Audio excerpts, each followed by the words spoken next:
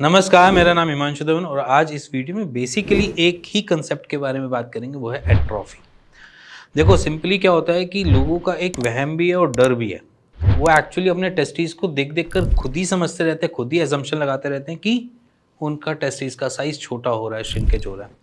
हमने टेस्ट करवाए, एमआरआई करवाई, हमने उसके ऊपर फिर से स्कैन करवाए, यूएसजी स्कैन करवाए। उसका जो डायमीटर है, या जैसे मैं बोलूँ कि उसका जो सीसी का वॉल्यूम जो आ रहा है वो नॉर्मल आ रहा है, बट फिर भी उनको एक डर बना हुआ है कि मेरा टेस्टिस जो है वेरिकोसिल के बाद श्रिंक हो रहा है।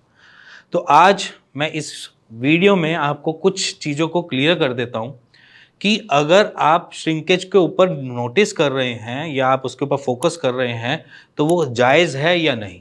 क्योंकि पेशेंट के मन में बहुत अलग अलग क्वेश्चंस उठते हैं। पेशेंट कहता है कि मेरे टेस्टिस श्रिंक हो रहे हैं, वेरिकोसील्स जब से हुआ है तो मेरे टेस्टिस का साइज छोटा होता जा रहा है, एट्रोफी होती जा रही है। रिपोर्ट्स आती है तो उसमें कोई एट्रोफी का लेना देना नहीं होता, वहाँ पर कुछ भी ऐसा कुछ क्लियर ही नहीं हुआ है कि जहाँ पर हम ये कह सकें कि टेस्टिस अपने साइज से छोटा हो गया। तो सिंपली आज मैं अपने इस डॉक्टर हेल्थ के चैनल पे आपको क्लियर कर देता हूँ कि आपका जो सीसी है, अगर मैं आपकी नॉर्मल सीसी की बात करूँ कि वॉल्यूम कितना होना चाहिए, वो अप्रॉक्सीमेटली 12 से 19 ml² के आसपास होना चाहिए, ये उसका वॉल्यूम है। और अगर मैं उसका साइज़ की बात करूँ कि डायमीटर कितना होना चाहिए या उसके लेंथ और ब्रेड्थ कितनी होनी चाहिए, तो सिंपली वो अप्रॉक्सीमेटली ये हो सकता है कि 3 सेंटीमीटर इंटू, मतलब लेंथ और ब्रेड्थ के साथ कर रहा हूँ, ये ब्रेड्थ का हो गया क्योंकि हमारा जो टेस्टिस होता है वो ओवल शेप का होता है रादर देन वो स्क्वायर शेप में होता है। तो डायमीटर जो होता है वो 3 सेंटीमीटर के आसपास, और जो उसकी लेंथ है वो 3 to 5 सेंटीमीटर के आसपास हो सकती है। इसको अगर मैं सेंटीमीटर्स में आपको मेजर करके बता रहा हूँ तो ये सेंटीमीटर इंटू 10 कर लेना, वो में आपको क्लियर इमेज आ जाएगी। जो मैंने आपको फिगर दी है सेंटीमीटर्स की, वो इंटू 10 कर देना, ये इंटू 10 कर देना, तो वो आपकी इज इक्वल टू में फिगर आ जाएगी। तो अगर आपका टेस्टिस का साइज इसमें लाए होता है तो घबराने की जरूरत तो नहीं है। आपका वॉल्यूम इसमें लाए होता है तो तब भी घबराने की जरूरत नहीं है। और प्लीज़ मैं हर एक पेशेंट को ये कहता हूँ कि वेरिकोसील हुआ है, बट वेरिकोसील जो है वो आपको एट्रोफी कॉज करता है। बट ऐसे ही नहीं है कि आप डेली बेसिस उसको नोटिस कर रहे हो जब तक आपके टेस्ट क्लियर नहीं कह दे कि वो एट्रोफी है। क्योंकि पेशेंट को क्या होता है कि वो वेरिकोसील हुआ है, हैंगिंग हुई है, हैंगिंग से वो जैसे थोड़ी बहुत कॉन्ट्रैक्शन होती है उसको लगता है कि मेरे टेस्टिस नहीं है, मेरे टेस्टिस छोटे हो गए, मेरे श्रिंक हो गए। ऐसा कुछ नहीं होता।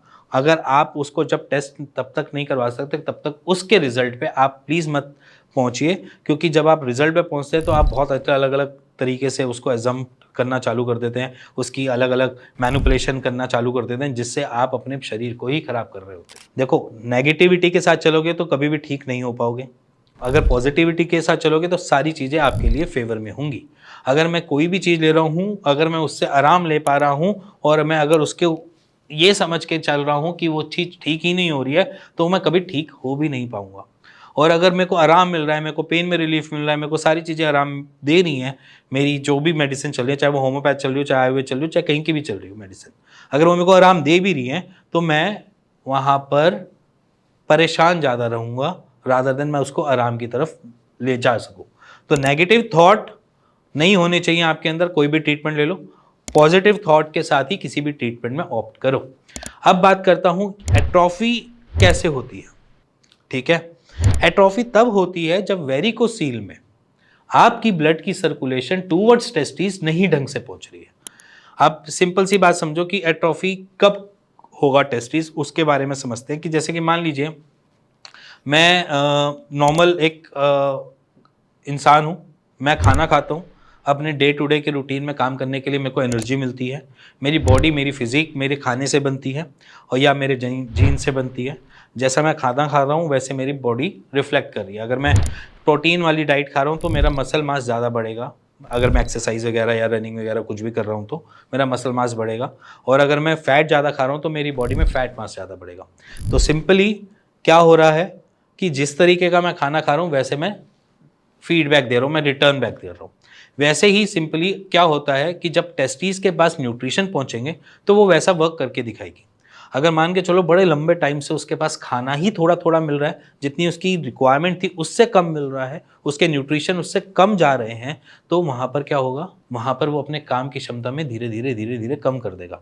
और हमारी बॉडी में एक बहुत अच्छा तरीका है कि कभी भी कोई भी जितना काम कर रहा है उसको उतनी ही एनर्जी देनी स्टार्ट कर देना। उसके बाद क्या होता है, जब वो काम जितना बराबर कर पा रहा होता है उतनी उसको एनर्जी देना चालू कर देना। वहीं पर उसने अपने साइज को धीरे धीरे करके छोटा करना चालू कर देता है। बॉडी खुद से ही उसको एडजस्ट करने की कोशिश करती है, जहां पर वो अपने साइज को धीरे धीरे करके छोटा करना चालू कर देता है। ये रीजन होता है आपके एट्रोफी होने का। अब इसमें वेरिकोसील कैसे मेन रोल करती है? वेरिकोसील में अगर आप समझोगे तो एक पॉइंट पे ऑब्स्ट्रक्शन नहीं है, ठीक है, एक तरीके से समझ लो कि वहां पर रिटर्निंग ब्लड फ्लो आ रहा है, रिटर्निंग आउटफ्लो आ रहा है, जिसकी वजह से आपका जो बेसिक पॉइंट है जहां पर आपके टेस्टिस को काम करना चाहिए वो ओवरफिल्ड हो रहा है आपके डीऑक्सीडाइज ब्लड के साथ। चलो इसको थोड़ा सा मैं इजी वे में समझाता हूँ, आपको क्या पता थोड़ा अच्छे से समझ आए। सपोज करो जैसे कि आप एक किसी थिएटर में गए हो, सपोज करो आप थिएटर में गए हो, थिएटर में कोई भी टिकट नहीं है, फ्री है, वो फ्री टू ऑल है, कोई भी जा सकता है उसके अंदर। और वहां पर एंट्री और एग्जिट के दो गेट्स हैं, एक है एंट्री का गेट और एक एग्जिट का गेट। और मूवी बहुत प्यारी लगी है, बहुत अच्छी लगी है, ठीक है, उस थिएटर के अंदर। तो बहुत सारे लोग कह रहे हैं फ्री में देख रहे हैं तो चलो चलते हैं देखने। अब वहाँ पर क्या हुआ कि एंट्री के गेट पे सारे के सारे लोग धीरे धीरे करके रश करने चालू हो गए, क्योंकि सीटें सारी भर चुकी हैं और सारे के सारे बड़े जो वो अंदर आए हैं वो खड़े होकर भी देख रहे हैं। तो वहाँ पर उस जगह पे क्या होगा, केओस होगा, ठीक है। क्या पता वहाँ पे लड़ाई झगड़े भी हो जाए जगह को लेके, या कुछ ऐसा भी हो जाए कि एग्जिट के रूट की तरफ कम लोग जा रहे हैं बट एंट्री की तरफ ज़्यादा लोग खड़े हुए, क्योंकि अंदर बहुत अच्छी मूवी चल रही है, सीटें ऑक्यूपाइड हैं, अंदर सारी जगह भरी हुई हैं। एग्जिट के गेट पे क्या हो रहा है कि वहाँ पर लोग जा रहे हैं और फिर वापस घूम के आ रहे हैं, जा रहे हैं फिर लोग वापस घूम के आ रहे हैं। तो धीरे धीरे करके क्या होगा, ओवरफिल्ड हो जाएगा। जब ओवरफिल्ड हो जाएगा तो वहाँ पर सबसे बड़ी दिक्कत क्या होगी कि वहाँ पर परेशानी क्या होगी, कोई भी मूवी ढंग से नहीं देख पाएगा, उस थिएटर की यूटिलाइजेशन नहीं निकल पाएगी और उस थिएटर में गड़बड़ी होती रहेगी। ना मूवी ढंग से चलेगी, ना लोगों को जगह बैठने को मिलेगी, वहाँ पर एक दूसरे के ऊपर कूद रहे होंगे या सारी चीज़ें। ये एक समझ लो एक माहौल है। अब इस माहौल में जो पर्पस है मूवी थिएटर का वो क्या है कि उसको स्क्रीन दिखानी है, आपको मूवी दिखानी है, वो मूवी नहीं दिखा पा रहा, ठीक है। ये सेम प्लेटफॉर्म समझ लो आपके टेस्टीज के अंदर, जहाँ पर एंट्री गेट की तरफ आर्टरीज का फ्लो तो बेटर है, सही है, कोई दिक्कत नहीं है, बट आपके टेस्टीज की एग्जिट पॉइंट पे जो है, ठीक है, वहां पर आपकी दिक्कत है। वहां पर क्या हो रहा है कि लोग आ रहे हैं फिर वापस घूम के थिएटर की तरफ जा रहे हैं, बाहर निकलते हैं फिर वापस घूम के आ जाते हैं। तो वहां पर क्या होता है कि वहां पर केओस हो जाता है। केओस में वो अपनी यूटिलिटी खोना चालू कर देता है, जो उसका काम है टेस्टिस का, जैसे टेस्टोस्टेरोन हार्मोन या स्पर्म बनाना, वहां पर वो ये लैक करना चालू कर देता है और वहां पर उसको वो बराबर एनर्जी नहीं मिल पा रही, पूरा ढंग से थी मूवी थिएटर में एसी नहीं चल पा रहा, वैसे यहाँ पर पूरे ढंग से उसको टेम्परेचर कंट्रोल नहीं मिल पा रहा, ठीक है। और उस टेम्परेचर कंट्रोल की वजह से वो हैंगिंग मोड पे भी जाता है और ज़्यादा दिक्कतें वो पैदा करता है। और दोबारा से घूम के जो डीऑक्सीडाइज ब्लड, मतलब जिसे मैं बोलूँ जो देख कर जा चुके फिर वो वापस भी आ रहे हैं मूवी देखने, तो वहाँ पर क्या हो गया, वहाँ पर उसके लिए आर्टरीज के लिए, या जिसे मैं बोलूँ आर्टरीज ब्लड फ्लो के लिए इतना स्पेस नहीं बचा, ठीक है। और जहाँ पर वहाँ पर स्पेस नहीं बचा तो उसने अपनी उस जगह को धीरे धीरे करके गड़बड़ाने चालू कर दिया। वो वाली स्टेज से स्टार्ट होती है आपकी एट्रोफी। उसी जगह से आपका स्टार्ट हो जाता है कि धीरे धीरे वो थिएटर बंद हो जाएगा या ख़राब हो जाएगा या उसकी माल फंक्शनिंग हो जाएगी या ख़राब हो ही हो जाएगा। तो वहाँ पर जब वो ऐसी जगह पर पहुँचता है, जिस स्टेज पे पहुँचता है कि जहाँ पर थिएटर में स्क्रीनिंग नहीं चल पा रही, सीटें टूटी फूटी पड़ी हैं, इधर उधर लड़ाइयाँ हो रही है, तो वो थिएटर चलेगा थोड़ी ना, धीरे धीरे करके बंदी हो। सेम उसी तरीके से आपका वाला जो टेस्टिस का सिस्टम है वो धीरे धीरे करके अपने आप को इवैल्यूएट ना कर पाकर वहाँ पर काम की क्षमता को कम करते करते धीरे धीरे कम करना चालू कर देता है। उसी जगह को हम एट्रोफी बोल देते हैं। तो एट्रोफी से बचना है तो अपने ब्लड के फ्लो के ऊपर काम कर लो, सर्कुलेशन को अच्छा कर लो, वहीं पर एट्रोफी से बचे रह जाओगे। उसके लिए मैंने एक एक्सरसाइज बना रखी है, सिंपल एक्सरसाइज है, पैरों को ऊपर करके सिर्फ लाई डाउन होना है। सुबह शाम दोपहर जब भी आपको टाइम मिले करो। उससे क्या होगा कि आपका वहाँ का ब्लड का फ्लो बेटर तरीके से वर्क कर पाएगा, जिससे आपको कोई ऑब्स्ट्रक्शन नहीं मिलेगी, कोई दिक्कत नहीं मिलेगी और एट्रोफी के चांसेस आपकी वेरिकोसील में थोड़ा सा दूर पहुंच जाएंगे, अभी करंट के स्टेज सिनारियो में नहीं आएंगे। और जिनको एट्रोफी हो चुकी है और कहीं से भी ट्रीटमेंट ले रहे हैं तो भी ये एक्सरसाइज करना स्टार्ट कर दो, जिससे ब्लड का फ्लो बेटर मेंटेन रहे, जिससे एट्रोफी आपकी धीरे धीरे करके रुक जाए।